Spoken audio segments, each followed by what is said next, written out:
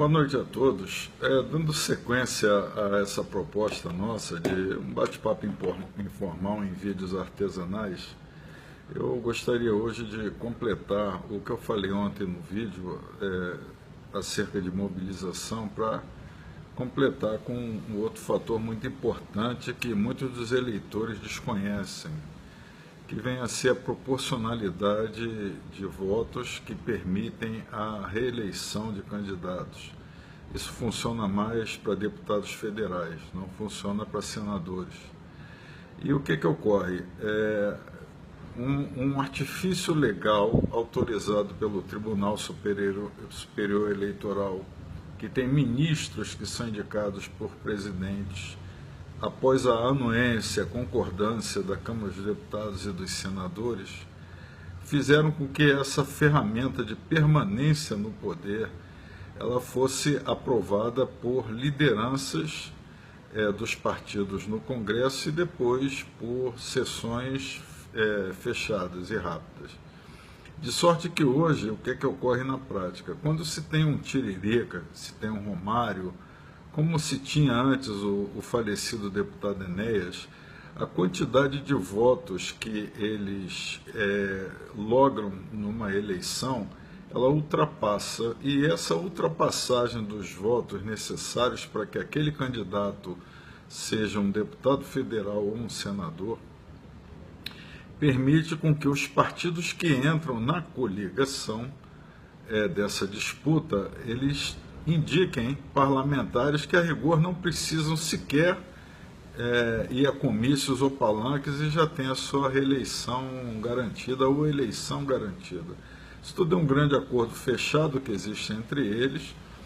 Da mesma forma, os partidos indicam os suplentes dos candidatos e, mais adiante, quando há interesse que esse suplente que represente algum grupo de interesse, ele se torne um ministro ou um senador, o presidente o nomeia o principal para ser um ministro, para ser um presidente do Banco Central, o diretor de um estatal, seja Petrobras, Eletrobras, ou seja, isso já vem se repetindo desde que Sarney assumiu o poder. São artimanha que começou lá atrás, com Ulisses Guimarães e Orestes Quércia. Os deputados se sentiram encorajados em desenvolver, aperfeiçoar essa ferramenta de manutenção no poder. Então, por isso que muitos vão ver que esses deputados que defendem Coreia, Venezuela, aborto, enfim, escola com partido, eles vão estar reeleitos automaticamente por causa dessa ferramenta de cada partido indicar um ou dois que automaticamente serão reconduzidos à função por motivo dessa proporcionalidade. Então, só para eles dar um exemplo bem prático e objetivo, eu gosto muito de exemplos práticos e objetivos, vamos falar do nosso presidente da Câmara dos Deputados, o Rodrigo Maia, que é filho do César Maia, que foi prefeito do Rio de Janeiro. O universo de eleitores no estado do Rio de Janeiro é de 1.210.000 eleitores. 1.210.000 eleitores. E o Rodrigo Maia, ele logrou se reeleger com a módica quantia de 58.000 votos. Ele se reelegeu deputado federal com apenas 58.000 votos. Basta se dividir 58.000 por 1.210.000 eleitores do estado do Rio de Janeiro, ao qual ele representa como deputado federal, que vão ver que essa cifra ela corresponde a 0,0047%. Ou seja, ele é uma irrisória parcela de um culionésimo que nós pilotos gostamos muito desse termo, de parcela centesimal. Ou seja, ele não chega a 1%, ele não chega a 0,01%. Agora imagine que se o Temer sofresse o impeachment, o Rodrigo Maia ele seria presidente do Brasil, que tem um universo de 110 milhões de eleitores, um deputado do Rio de Janeiro Federal que chegou ao lugar com apenas 58 mil, seria o presidente da República. Só para se ter uma noção da grave distorção que existe no nosso sistema eleitoral, que é reconhecido oficialmente. Isso é lei, isso é legal porque o Tribunal Superior Eleitoral, que é composto por ministros indicados por interesse de deputados e senadores, assim o permitiram. Então, é um dos pontos que nós precisamos refletir bastante. E vou lhes dar uma notícia não muito boa, né? Nas últimas duas eleições, nos 2 últimos anos, dos 513 deputados federais, cerca de 35 ou 40 são aqueles que realmente conquistaram a vaga pelo voto popular.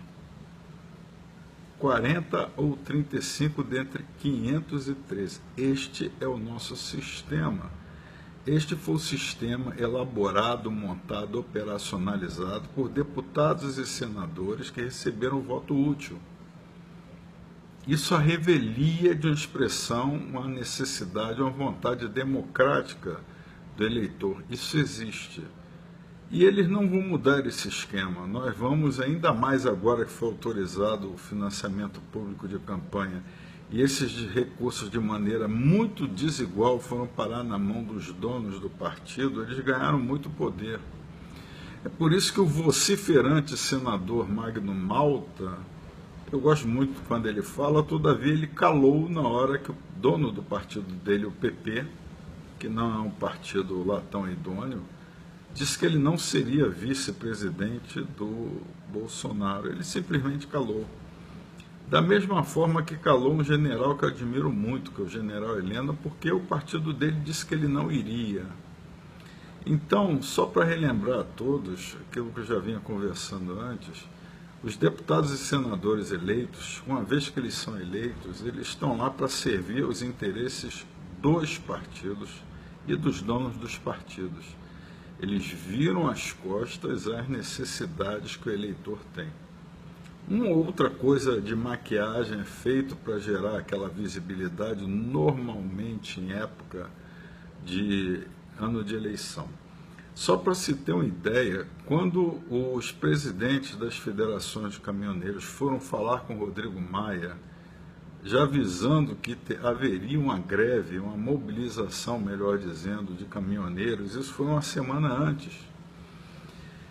Ele encontrou Rodrigo Maia e os outros líderes dos partidos negociando a criação de novos cargos de confiança nas esferas do Executivo, Legislativo e Judiciário e a criação de mais 200 municípios. Hoje já estamos quebrados com 5.565 municípios. Eles pretendem dar autonomia, que são mais votos, mais densidade para os partidos não tão grandes, na ordem de 200 municípios. Então pensem nisso, a mensagem de agora é falar acerca de proporcionalidade que reconduz aos votos aqueles que em tese não nos atendem, e eles vão ser reconduzidos, isso não tenha qualquer dúvida, e para também lhe chamar a atenção de um detalhe, assim que tiver eleição, o TSE, o Estadão, o UOL, eles publicam infográficos. E, por curiosidade, gravem isso que eu estou falando, veja a quantidade de votos que o deputado federal recebeu, o deputado estadual, e vejam também a quantidade de eleitores naquele estado e tirem suas conclusões. Então vamos prosseguir com essa jornada, até um próximo vídeo. Boa noite a todos.